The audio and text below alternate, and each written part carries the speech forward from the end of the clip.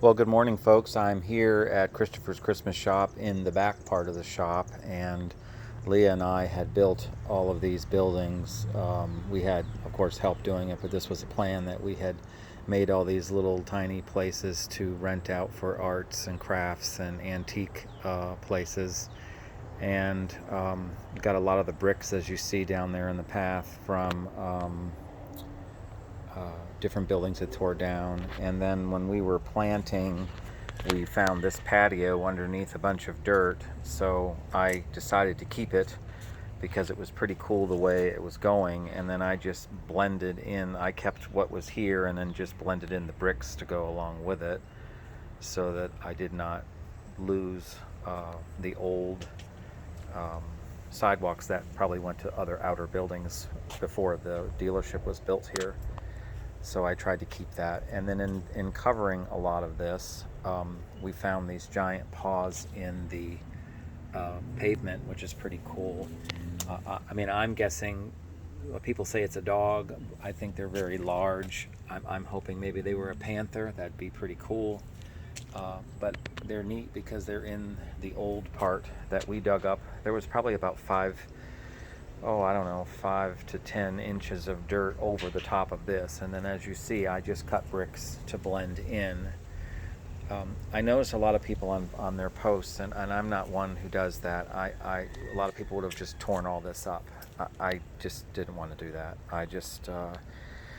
It's very old. You can see how primitively they did it. Don't mind my mess. This is all my cleaning stuff. But I just thought it was pretty cool to blend it all in. And then, one path went one way, and then that's how we came up with putting the bricks and things in. So this is a start of a gas station. Never quite finished it. That part of the yard is still a mess. But there's our old truck there, 1948 International pickup truck. It used to run at one time. Got the gas pump, which is pretty cool, Sinclair gas pump. I'm wondering if this came from the gas station that they just tore down recently. The man on the corner that had a furniture antique store had this in his back of his property, so that might have gone there since it is a Sinclair. Pretty neat. It was painted over, and then I took some of the paint off and then found the Sinclair underneath. It's missing the globe, but you can order those for $100. I saw them, so I'm going to do that eventually. And then this is just a collection here of, don't mind the broken chair, I've got to fix that thing. But this is just some of the oil cans and watering cans from what a gas station would have had. Leah loved rusty things. She used to tease me about it, but she bought all these rusty chairs, and now I laugh about it because every time we'd go to a flea market, she goes, "I'm going to the jewelry. I know what you're going to do, go buy a bunch of rusty crap." So when she bought all these chairs from an antique mall that was going out of business, I'm like, "What are you going to do with all those?" She goes, "Well, we'll strip them down and we'll paint them." I never did it. I just kept them. I think they add a whole lot to what we tried to do here. I started to clean up a little around here. I still got to paint fences, and a lot of these things have grown way taller than I have ever imagined. This is a 4 o'clock, and it's like a darn tree. Look at the size of that stem. But it's got full of tons of blooms, and I love our Coke sign. We bought this from that same antique mall that was closing, and the lady sold it to us for $25, what they paid for it 40 years before. I told her I would not sell it. I was going to use it in my garden at the shop. I also got this light from her too. I think we paid $10 for the pole and the light from an old gas station. There's an old jack back there. You can see the truck. We built a little overhang over it, and that's the gas pump. I still have a lot of work to do in here. I don't have a lot of time, but I'm doing a little each day when I can. And then we found an old junkyard at one time down south on our way going to Venice, Florida, and we found a few things, and so this is something from there, which is pretty cool. And then, like I said, Leah found some cool things to buy. So they've got these bells that they're broken, like the holder is missing. And then a friend of ours who worked on the railroad, he found some old signs and they had thrown away. So, and then all of this wonderful wood came from a place up in Valdosta, Georgia. My friend had these outer buildings on his property, and we always thought they were for a train tracking station where they would switch the tracks to go into town or to go towards the grain to carry supplies into other buildings. And then that building in the distance is an oversized, I tried to design it like our crazy birdhouses we were building, and so that's how that one came to be. And it is a tool shed. It just stores my tools.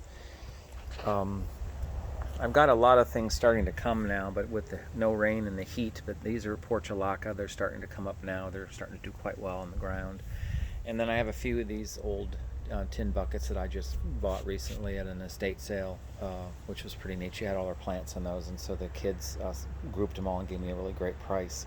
So I put plants back in them, so at least it will keep her memory alive. I like to do things like that. Leah did too. But there's a closer view of that. It's pretty cool. It's a little odd, you know, it's a little strange, but I'm strange. I don't care. And then this one is my tool shed. That's made with the same type of wood there. And then we were really fortunate to, this came from that same old junkyard. It's just an old light, and I just put an insulator inside of it.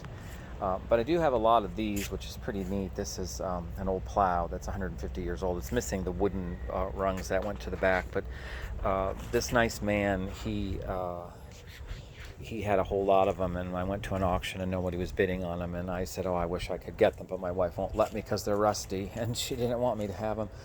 And so one weekend, somebody came with a trailer, and he came up to me and I said, no, I can't really buy anything. He goes, no, I want to give these to you. I met you at the auction. They were from my family's farm, and I know you said you were going to build a museum and a nice garden. I'd like you to have them all. So I'll show you over here where they are. This is a beautiful crepe myrtle, already blooming now, which I thought was a little odd, but I guess because it's been so warm. But I love the colors of this one. It's amazing. And then this is a little pathway that we have, and all my Boston ferns are growing. I need to trim all my trees. I just don't have the time. And that is a really cool Pepsi sign, but it's completely covered over. These, again, are 4 o'clocks coming up. Something's eating on them. But these are some of the cedars and the plows that were all donated to me. I have to clean up over here. Sorry about the mess, but at least you're getting to see them. And the kitties, they like these little perches or places they can rest.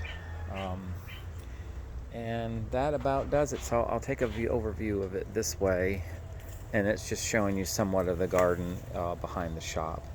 So enjoy your day, everybody.